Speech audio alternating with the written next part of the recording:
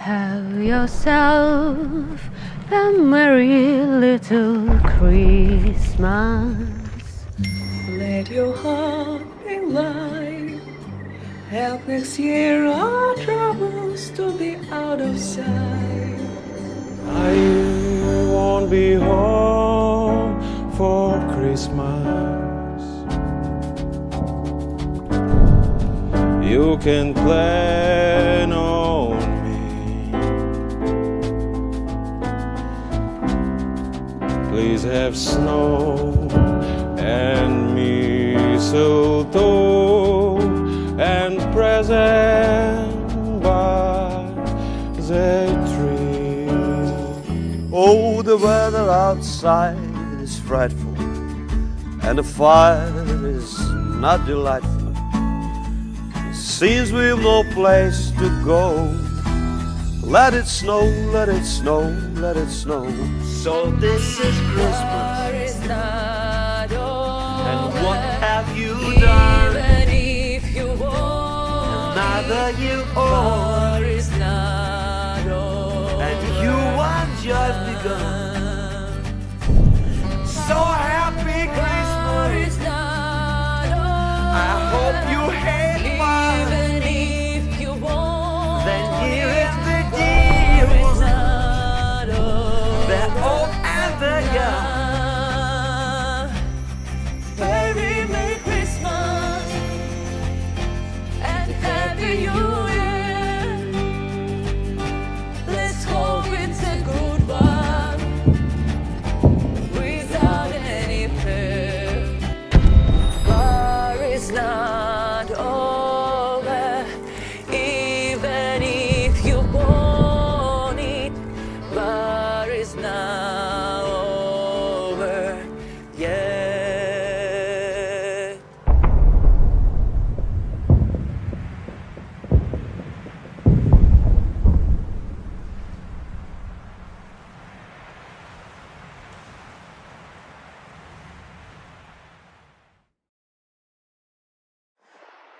Hello again. It's Mike Toombs talking to you down here at the Kaufman Center here in Kansas City. I promised you a follow-up interview with my friend Christophe de COUZON, who is in France. He just came back not too long ago from the Ukraine, meeting with a lot of the artists there, artists that have had to set aside their lives in order to fight a war for democracy.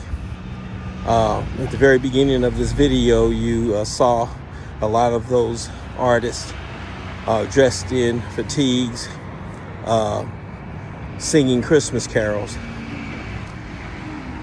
but not the traditional Christmas carols, something that was designed more to let you know that they still are out there and they're struggling. Christophe brought back some images of some of the works that they've produced as they have been embattled in their country. I hope you'll enjoy it. I hope you gain something from it. And I hope you also remember that what they're going through could very easily happen to us as well. So with no further ado, I'm going to be sharing with you an interview I had with Christophe, and I hope you get something out of it as I did. Thank you. Is it evening there now? Or are you at around 5 No, it's 4 o'clock. It's afternoon for me. Okay, so it's 4 o'clock. Yeah, we're only 7 hours apart. Welcome to Worldwide. Okay. Welcome to What's Up Worldwide. And I'm on the line with my good friend Christophe de COUZON. And I have not seen him in what, Chris, about 10 years or something like that. Since we Oh, it's saw more each than that, Mike. It's Africa. It's 1997. So So we're getting. I was in Kansas City a little bit afterwards, but it's a good 15 years at least. Wow. Well, I'm so happy to see you, Chris, after all this time. And Marcia and I have been hoping to get a chance to see you in person sometime really soon. But thank you so much for agreeing to do this interview. We've been very excited about your trip to the Ukraine. and the work you're doing there and what you're in the process of trying to accomplish with that trip. You were showing me just a minute ago your book that you produced. Can you put that up again? That book you Yes. and you what were you saying about this book? You showed me the poster So inside. it's kind of an advertisement to enroll for the army. But I think the colors, remind me of the colors of IKEA, the company, blue and yellow. And I think it was the perfect cover. It's very catchy. And the book, it's called Resisting Art and Culture in Times of War. Because so if you look at the book, you only have 5 pictures of war. But I didn't want to put that many pictures of war because people know what it is. So it's a famous American reporter who gave us for free the pictures with no rights. And I wanted to put pictures of, like people can identify, like a bus who was rifled. So people can connect with schools and kids. And that's a coffee shop on the other side. So I didn't want to put that terrible. Since we met, I have a big turn in my life, and life put me in the situation of being elected. So I'm the mayor of my village. And after being the mayor for quite a long, I was elected at a higher level. So you don't have this kind of administration level in the States, but we call it a département. It's more than 500,000 people. We are 38 elected, and I'm in charge of international cooperation. And in 2022, when we had to welcome some Ukrainian families in France, the president of our institution asked me to work with the state to welcome some families in my département, which I did. So we welcomed more than, I think, 600 families. So that's times 3, because you always have the mother, the grandmother, and the girls mainly. And after doing that, we know everything was successful. I thought it made sense for me to go to Ukraine without thinking of if it's dangerous or not. I didn't care about that. To go there and to see what was going on. So 2 things.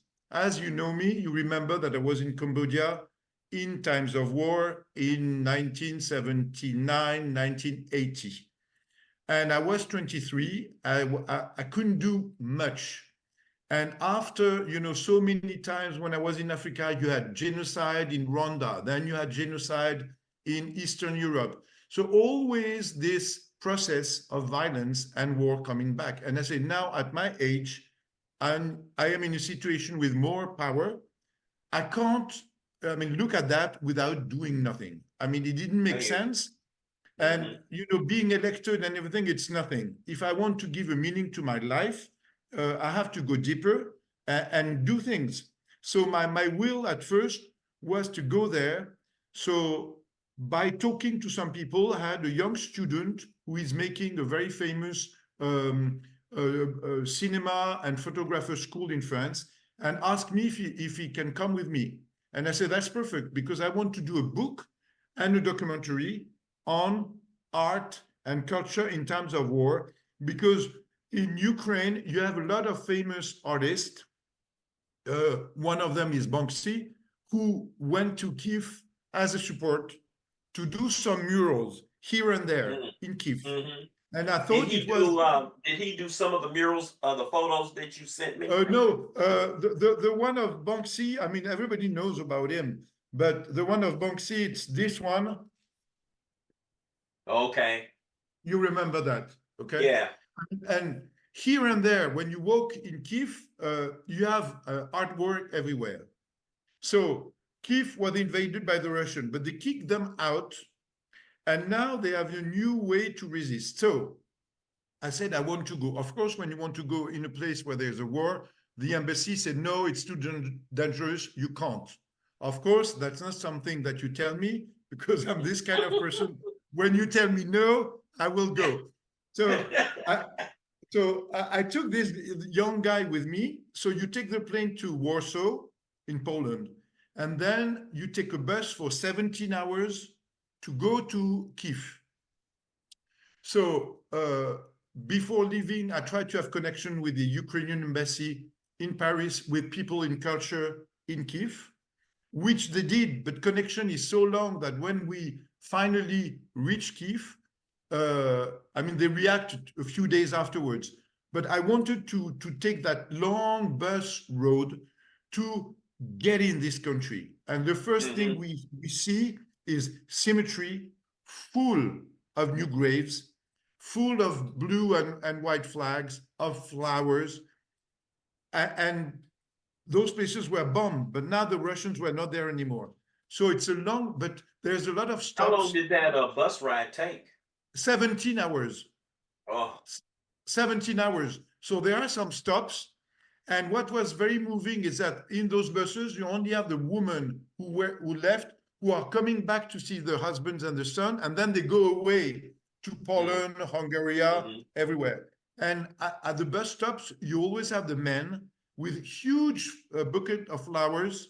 So it was pretty touching, because Ukrainian, even because of the war, they are very tender, very loving, and they are refusing to show any kind of weakness in front of Putin.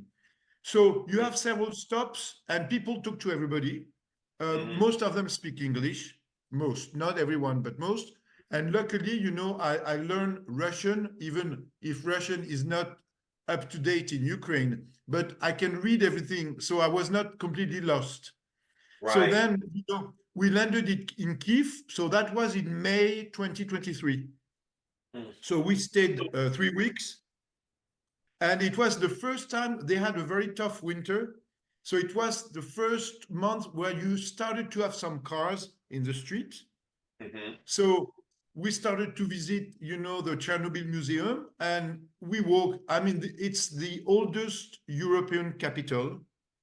It's one of the most beautiful city I've ever seen. It's so well kept, because even if some of the buildings in the suburbs are destroyed during the night, they're always cleaning them in the morning. So when you come, you just see a ruined building, but it's clean, because they don't want to accept or to show Putin they are psychologically touched by what is going on. So Chris, let me ask you something. Yes. What you always use art as a basis for the work you're doing.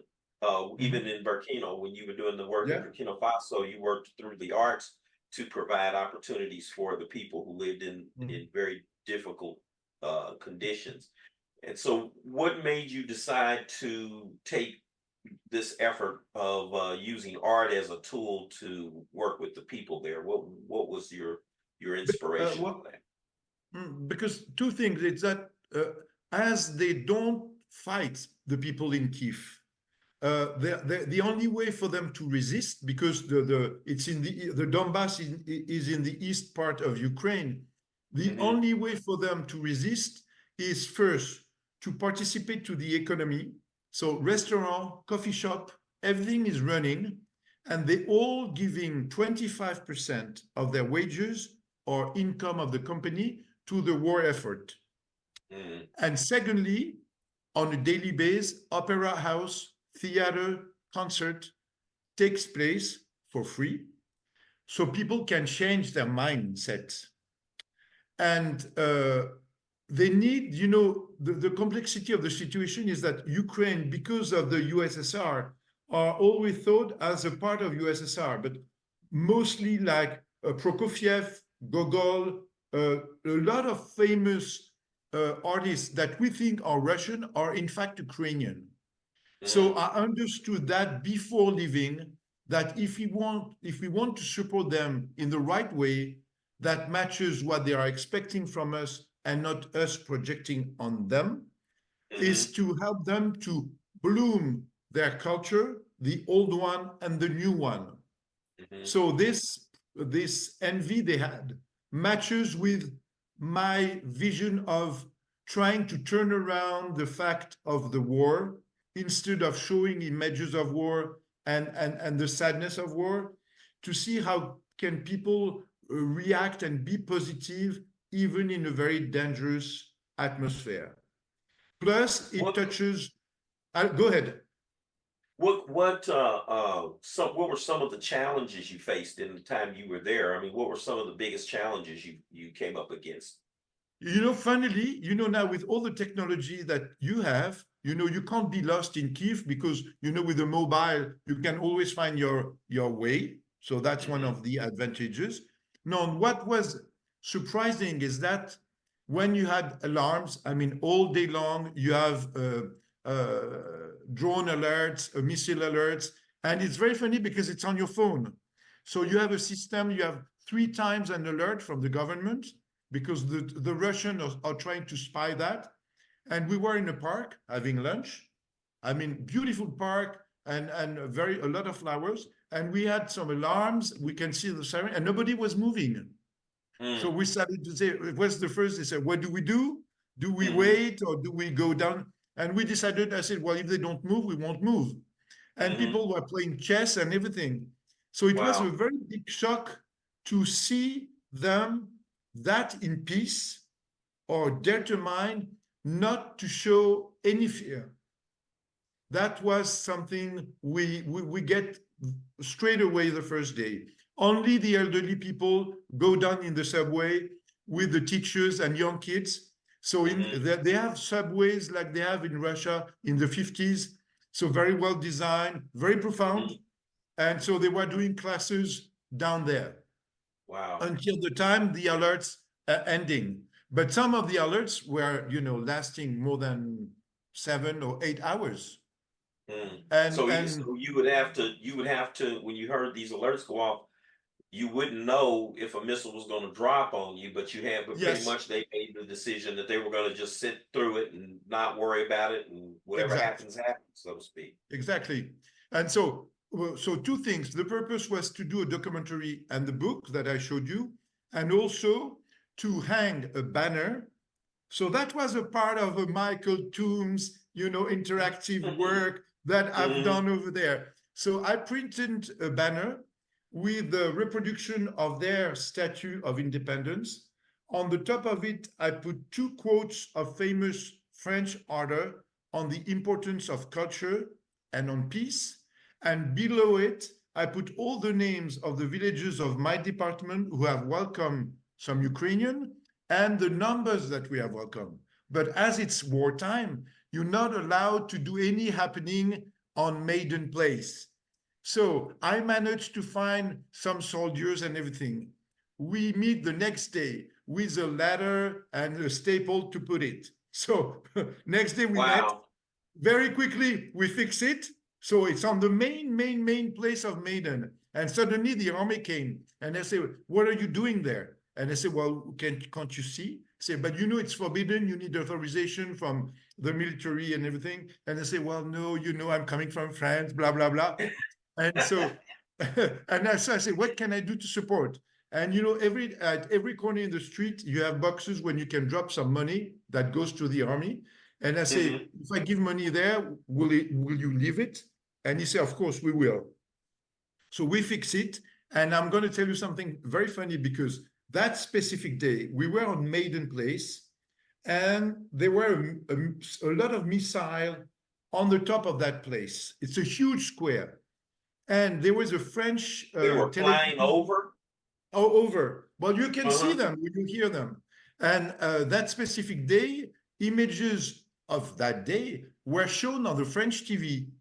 And on the French TV, my family was watching TV, and they show the banner just that we've placed.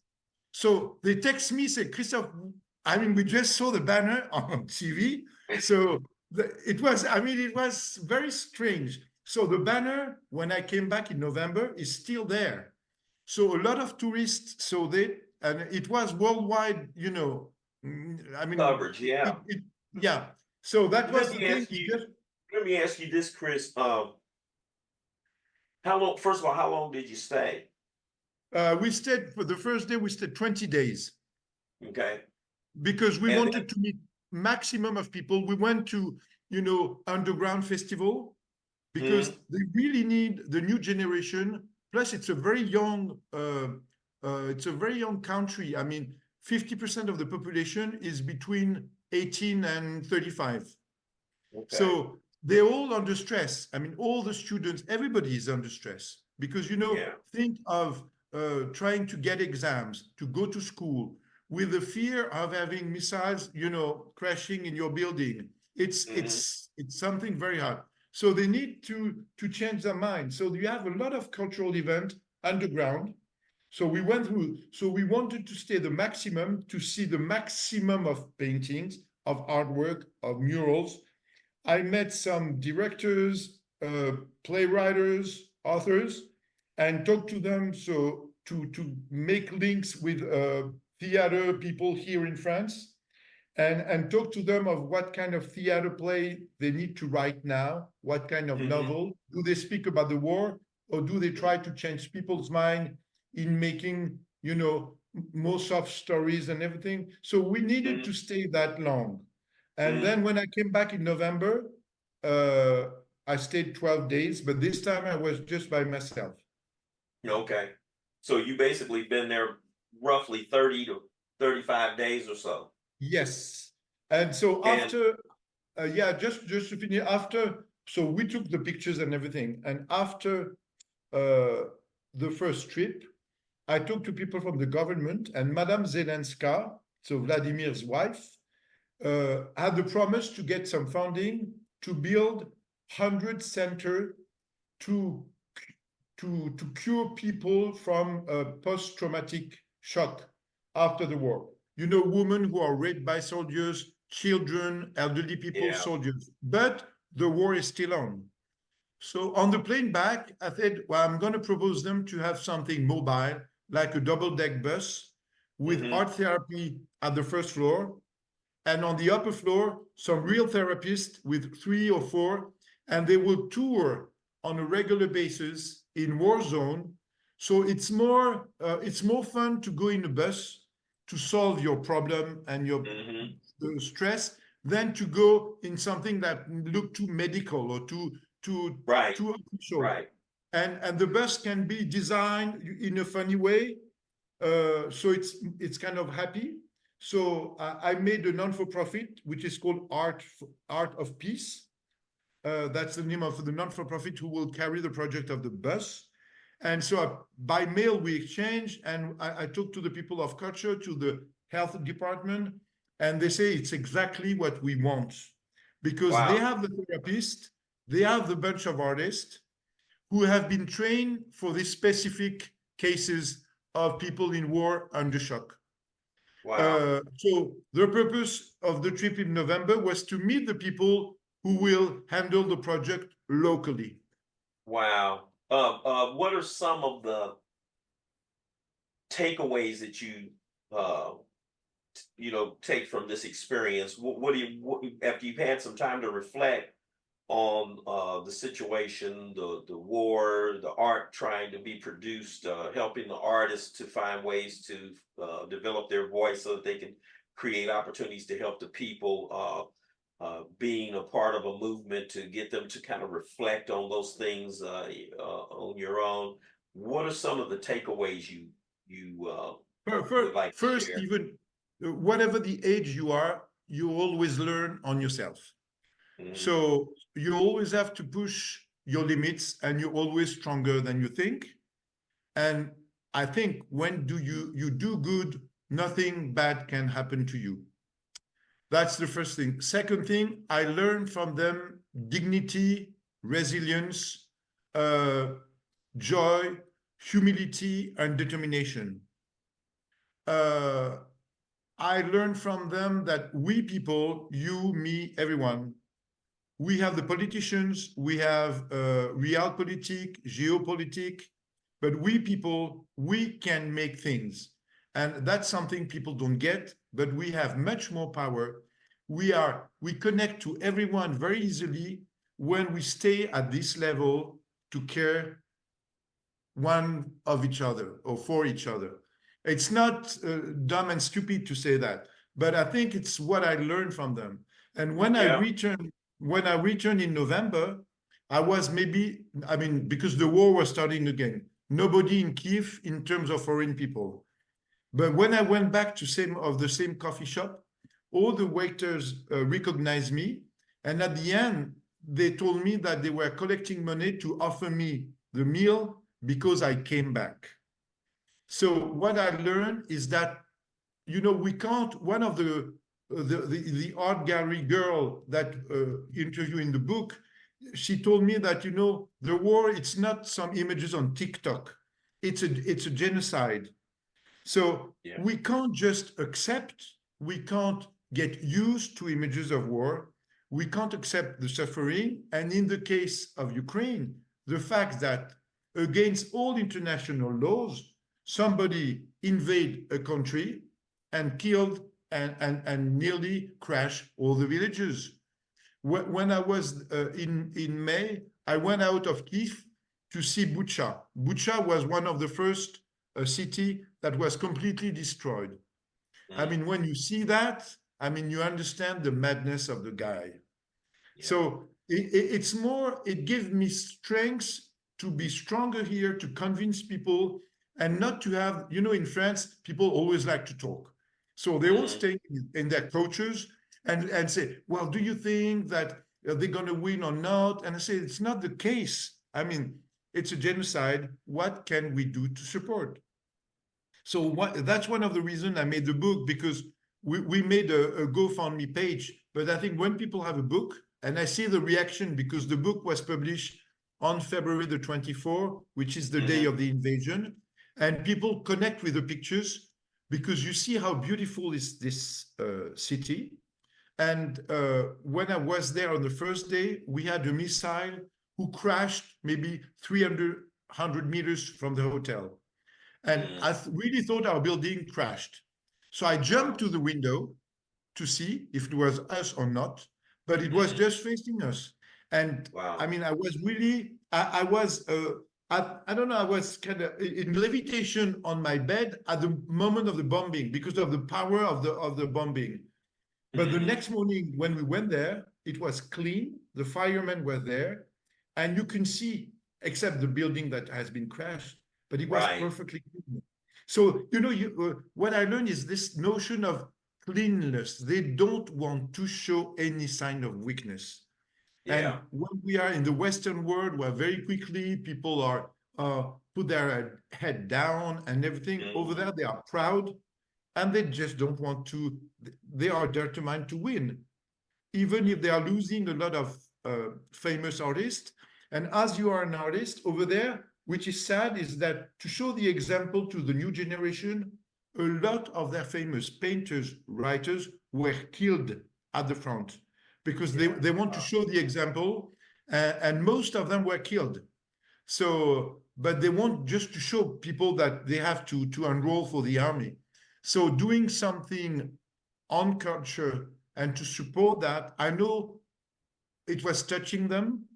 And my will was, you know, I had a signature in a library last Saturday, and some Ukrainian bought the book, and they said that they were touched by the book because they talked about them and their attitude in the way they wanted them to be reported. So I was pleased with that.